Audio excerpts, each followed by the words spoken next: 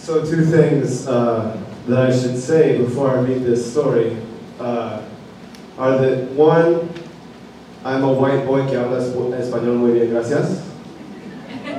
And two, that my diapers are buried in unmarked graves outside Tombstone, Arizona. A fact which my father would be happy to point out to you anytime you might be in the car with the Phillips family going camping in the Dragoons, and we turn off onto Middlemarch Road, passing what was once the Tombstone Municipal garbage dump. And he would point out to you, especially if I was an adolescent at this point, and especially if you happen to be a high school age friend, especially if you happen to be a female high school age friend, he would look out into the sagebrush and beautiful creosote expanse and say, yes, Logan's baby's diapers are buried out there in unmarked graves outside of Tombstone. And I feel that I've been most of my life lost in translation. It's not my dad's fault. I'm born and raised in Arizona. We lived in Tombstone when I was little, as you might have guessed by now. And I got to be the white kid in high school who had the Mexican friends in the print shop and the preppy friends in the rest of the other hallways, and who got to hear the racist jokes in the print shop and who got to hear the racist jokes in the hallways, in the bathrooms. And it made me wonder, what was this place that I was growing up in, right? Because I didn't speak Spanish completely at that time, and I always felt like I was halfway to where I'm from. Not to where I was going, but where I'm from. I was halfway there. And so, feeling that loss in translation, I moved to Cuernavaca, Mexico, and Mexico City after graduating from NAU. And I was promised a job at a university. And so I said, yes, I will go and I will take this job and I will learn Spanish and more, and I will, become who I'm going to be. And I showed up to Cuernavaca, Morelos, and there was no job. Ladies and gentlemen, apparently not enough students had signed up for the class, and so the job did not exist. And so there I was, a poor gringuito lost in Spanish in Mexico, looking for a job 10 days before the school year was going to start. And so I found a job at an elementary school. My qualifications to teach elementary school, I could count on my fist, meaning 0. And so, except one, which I should say, is that Judy Phillips, my mother, husband of the father, or wife of the father, was an elementary school teacher for 30 years. And so, thank God for Skype, I was on the internet every night trying to translate my mother's sage classroom advice into the reality of Mexican third graders. And the thing about Mexican third graders is they are cute, they are great, and they do not want to learn English. Unless English involves Curious George. And so I found myself at this point in my life being the keeper of the great Cuernavacan Curious George collection. I was the reacher of the highest bookshelf where they could not be reached.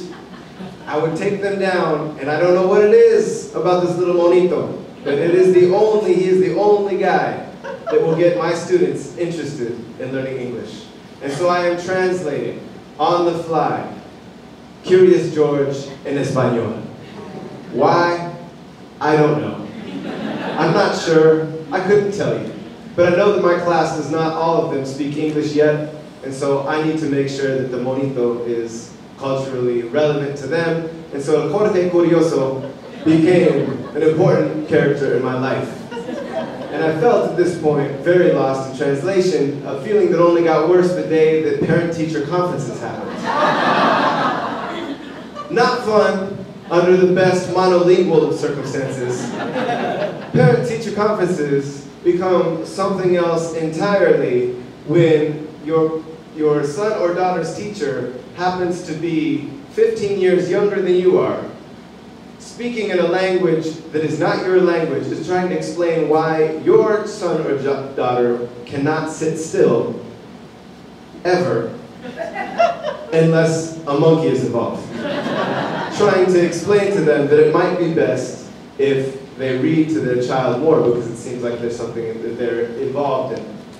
So time passed. I gave up the elementary school job. I became a teacher of all things translation at a university job there, and I had the job of teaching another group of students who didn't really want to learn translation.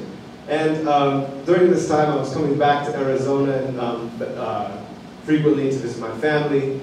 And then everything changed. In April of 2010, I was living in Mexico City at the time, and SB 1070 passed, far away in my land of Arizona. And I experienced what I became to understand to be a hijacking of a synonym, a hijacking of a word, a mistranslation of a word. Because every time I would get into a taxi previous to April 2010, I would say, hola, mucho gusto, me llamo Logan. And they would always ask, where are you from? And I'd always say, Arizona. And they would always say, tengo un tío que cruzó por ahí, o yo mismo me crucé por ahí. I know that place. And then, in April of 2010, I got into a cab in Mexico City. Having already walked past the newsstand, in which every newspaper in Mexico had some variation of Arizona racista across its cover. And I got into this cab. And I knew it was going to happen, and it did. And I said, soy de Arizona. And the look that came back at me through the rearview mirror told me that I had a whole lot of translating to do. And so we got into the discussion, right? Because he immediately asked, Arizona? And I said, yes. And he said, have you read the newspapers today? And I said, I have. And he said, what do you think? And so without ever meaning to, I became kind of a cultural attaché for Arizona, and had to translate the fact that though my place may be misguided in its politics, I in fact was here for an entirely different reason. And I eventually came back to Tucson, Arizona, because I realized that I could spend the rest of my time living in Mexico having the same conversation, saying my name and translating, trying to retranslate the word Arizona to a synonym to be something other than racist.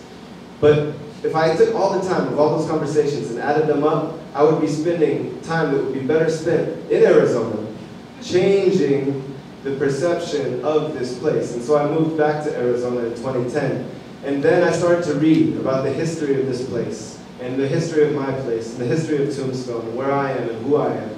And I realized while studying linguistics and looking at etymology that to translate comes from Latin. And in Latin it means to carry a cross.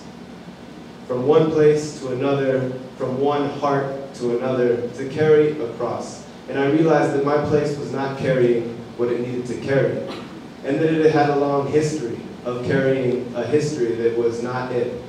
What wasn't the experience of my place when driving out Middlemarch Road towards the Dragoons and seeing the beautiful creosote expanse.